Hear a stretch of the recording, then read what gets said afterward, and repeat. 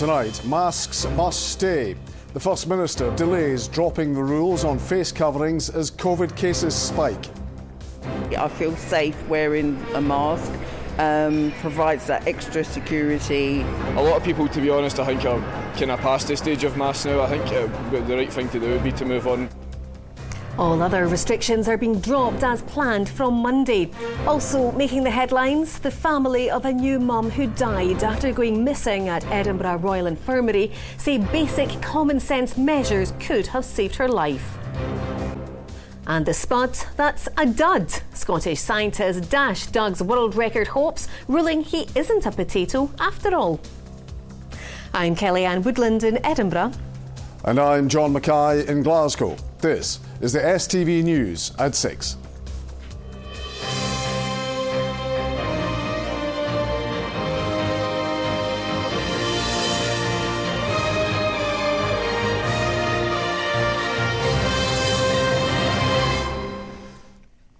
Good evening. Scotland is to keep the legal requirement to wear a mask for another 2 weeks. Rules on face coverings were due to be scrapped from Monday, but the First Minister said it was prudent to delay as coronavirus cases soar. There have been almost 40,000 new infections registered since Saturday. Nearly 2,000 people are in hospital. All other restrictions, including businesses keeping customers' details, are being dropped. Well, our political editor Colin Mackay joins us now.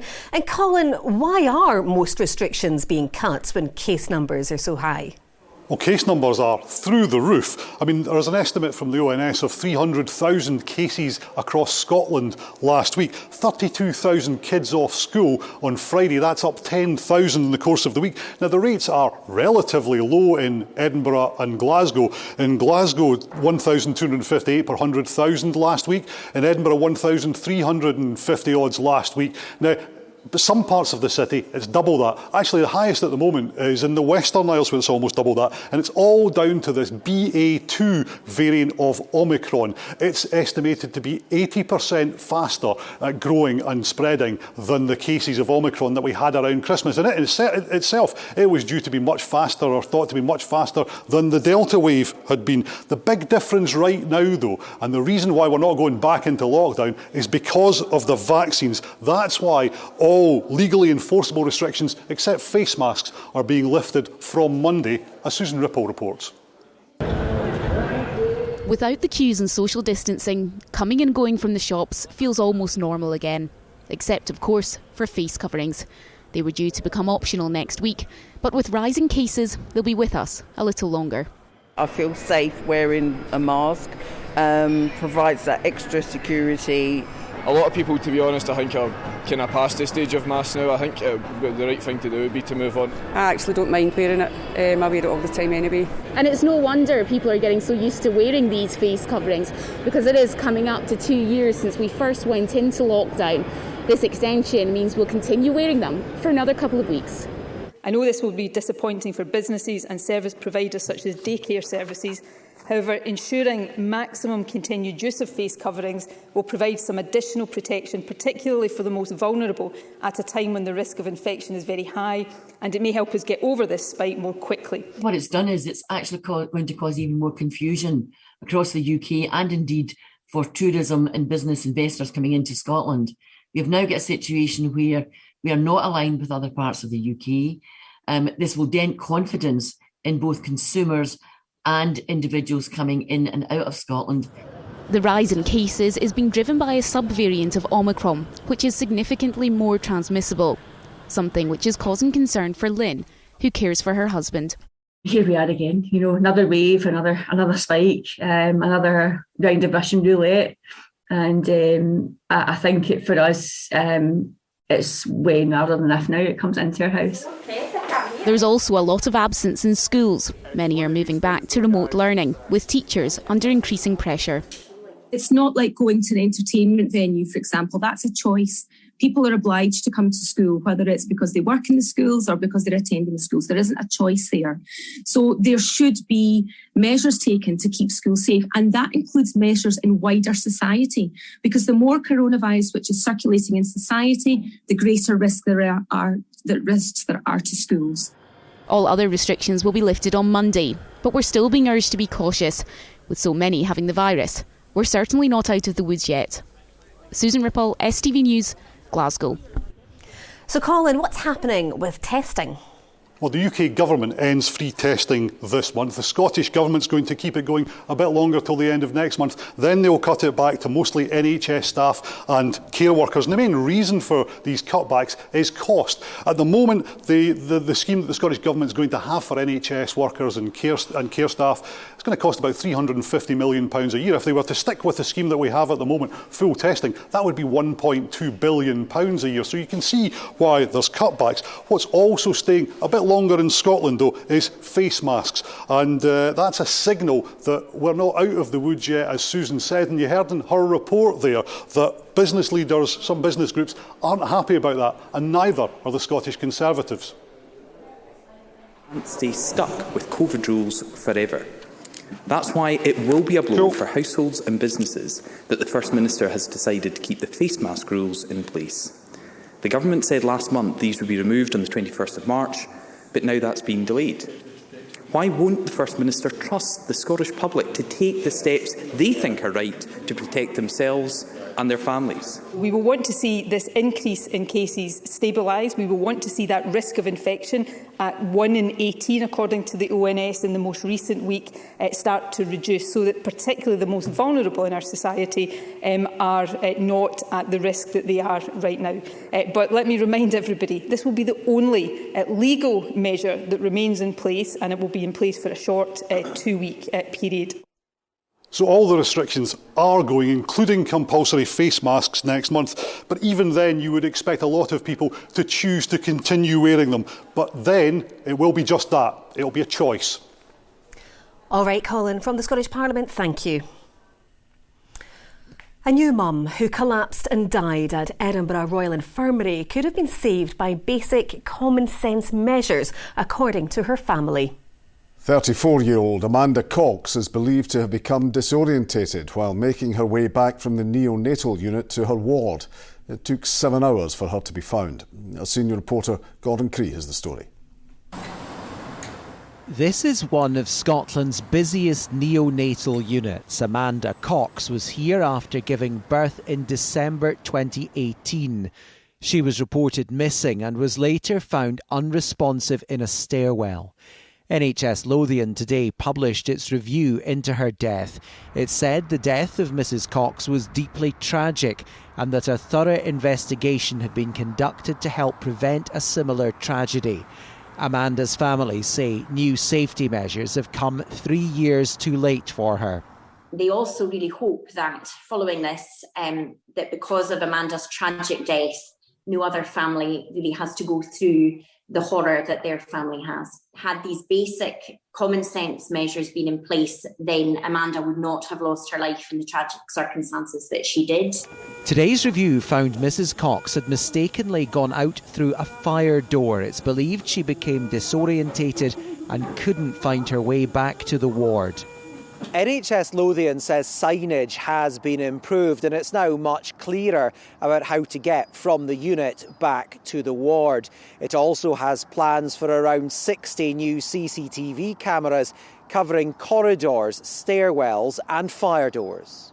The Crown Office said it is satisfied the reasons for Amanda Cox's death have been established and that lessons have been learned.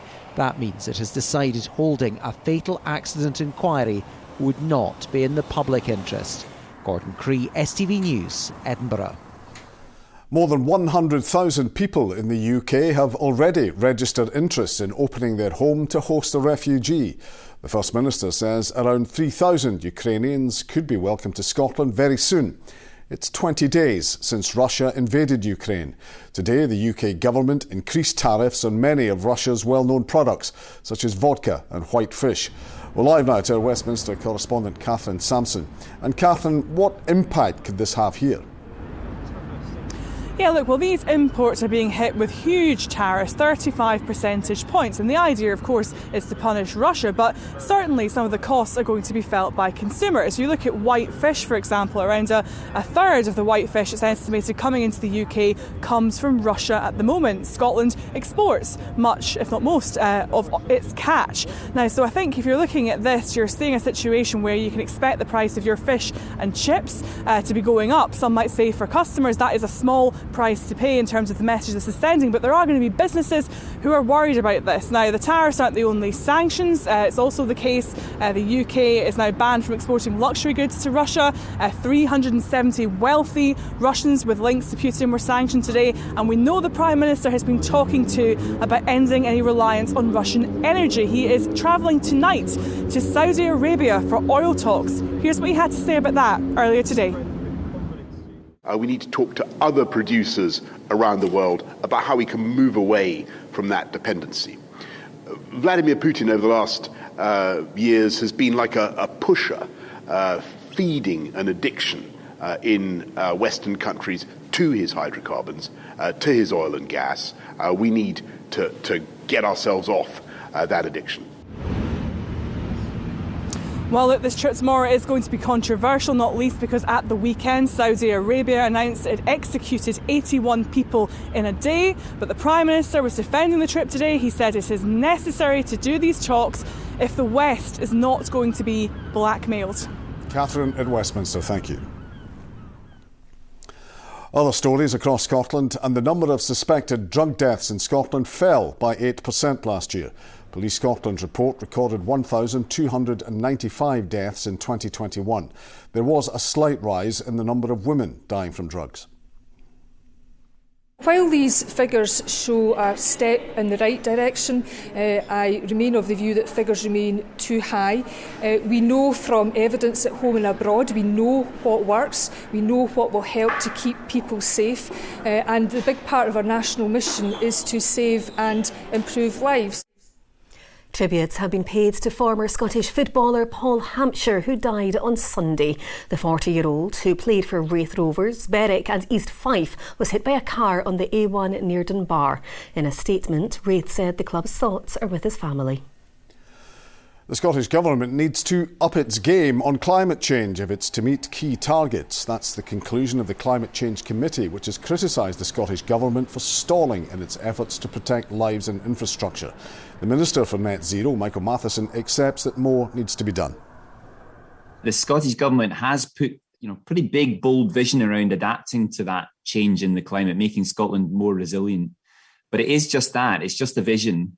What we really need to see is some real action to actually respond to some of the critical impacts, the wetter winters that we're seeing in Scotland, rising sea levels, which are going to be a big issue in the future. The Scottish SPCA is backing a bill that could see the introduction of new firework control zones, which would ban the use of pyrotechnics in those areas. The animal charity wants the zones to cover their rescue centres.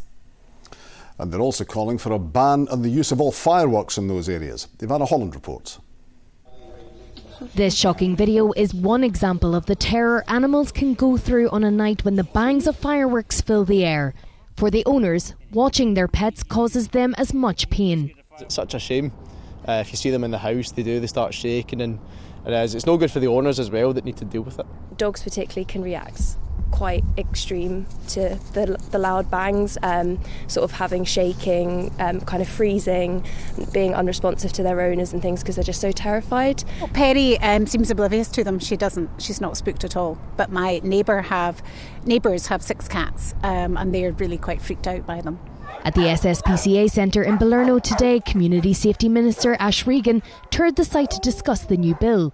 The animal charity wants to see fireworks banned from use near their rescue centres. Our other centres, for example, our Glasgow and our Lanarkshire Centre, they're right in the middle of things. There's fireworks displays going on all around, and the dogs are absolutely terrified, cats as well, all the animals on site. They go to the extent of having to black out windows, build dens and kennels, music playing constantly to try and drown the noise out. The fact that they don't have warning as to when there's going to be fireworks going off and things, it just becomes very difficult for the animals.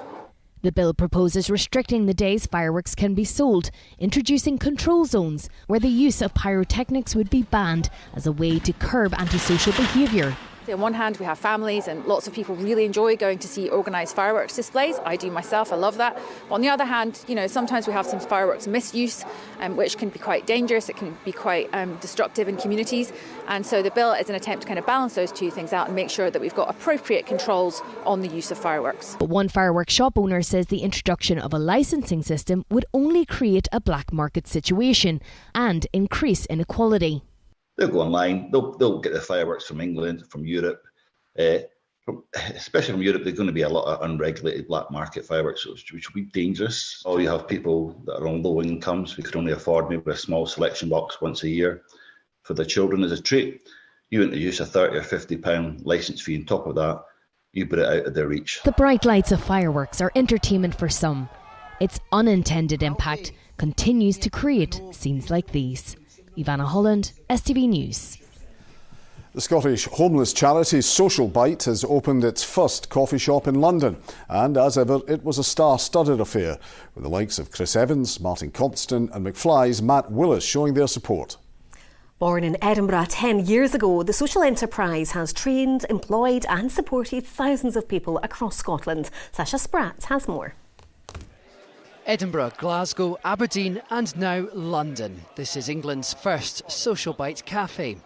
It's not the first time the team behind the social enterprise have taken their philanthropy to London.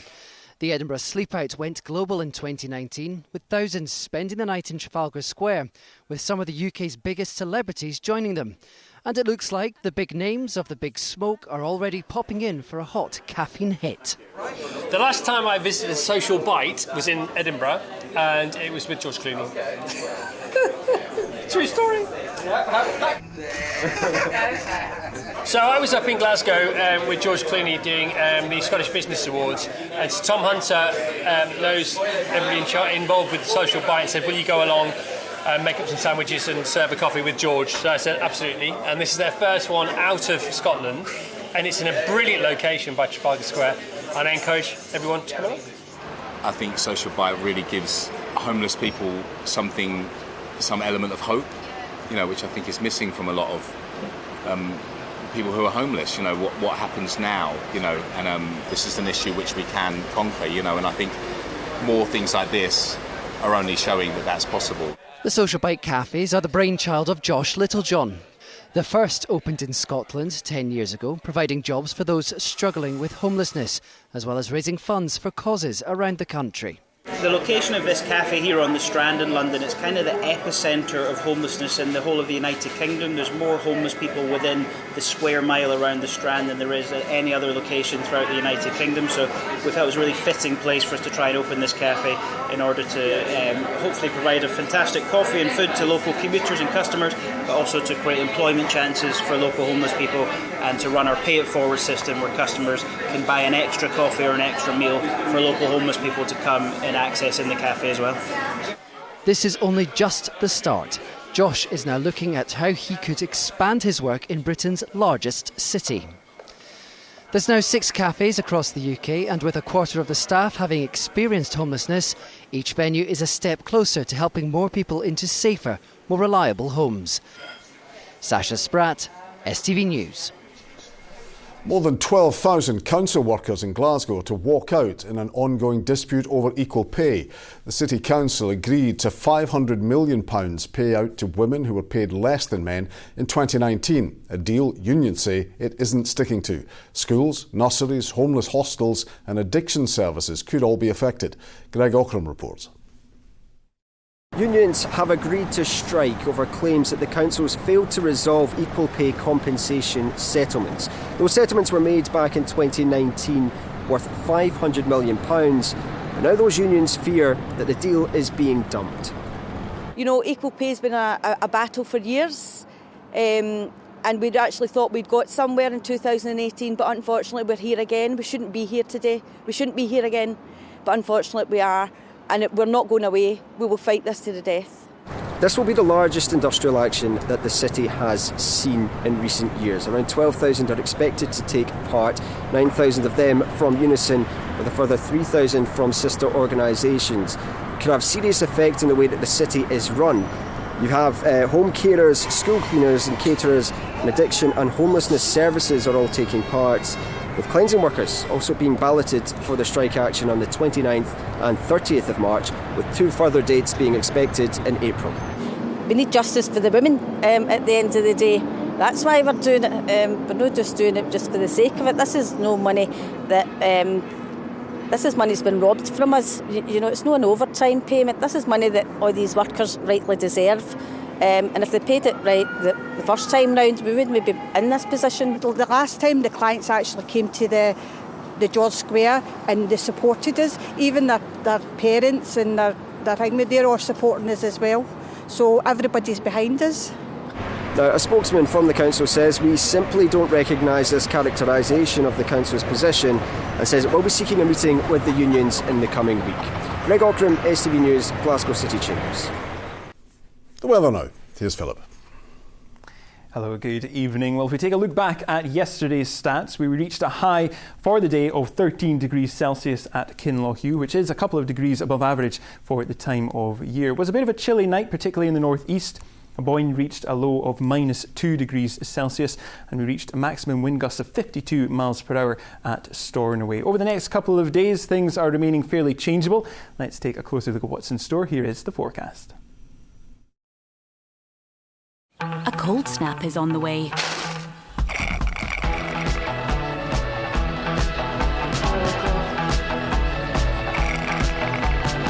TUI Blue Hotels sponsor STV Weather.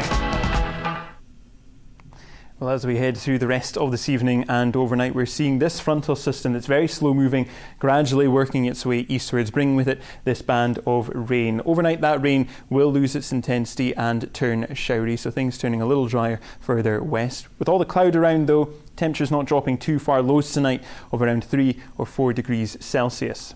So looking ahead to tomorrow, that frontal system lingers across eastern parts through the course of the morning. The winds are quite light, so there's nothing to push that through. At the moment, there's a bit of uncertainty as to when the rain eventually clears. But through the afternoon, western areas seeing the best of the drier and brighter conditions, but remaining cloudy in the east with highs of 9, possibly 10 degrees Celsius. Looking ahead to Thursday night, overnight Wednesday into Thursday, we see the introduction of colder air. Thursday morning, we've got this occluded front, and again, that's bringing with it a band of rain. That will be falling as hail and hill snow on the leading edge of that frontal system. Once that clears through, though, we'll have a mixture of sunny spells and scattered showers through the course of the afternoon, with quite strong winds, gusts of between 30 and 35 miles per hour around the coasts. By Friday, though, we've got high pressure building from the south, so overall a fine, pleasant and dry end to the week. The best of the sunshine across central and southern areas, with temperatures possibly reaching highs of 13 or 14. Bye-bye. TUI Blue Hotels sponsor STV Weather. And finally tonight, you may remember back in January a story we brought you, and it was a big one, which took the vegetable world by storm. The possible discovery of the world's biggest potato.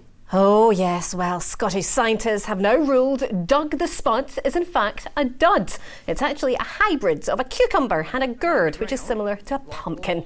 In an interview this morning, Doug's owner in New Zealand admits to feeling less than chipper that his record-breaking dreams have been crushed, but says he has no plans to turn the 17-pounder into monster mash. Not a potato, that's mince, eh? A dud spud, that's what it is, John, a dud spud. How's that a cucumber? It doesn't even look like a cucumber either. Anyway, thank you for watching. Good night. Bye-bye.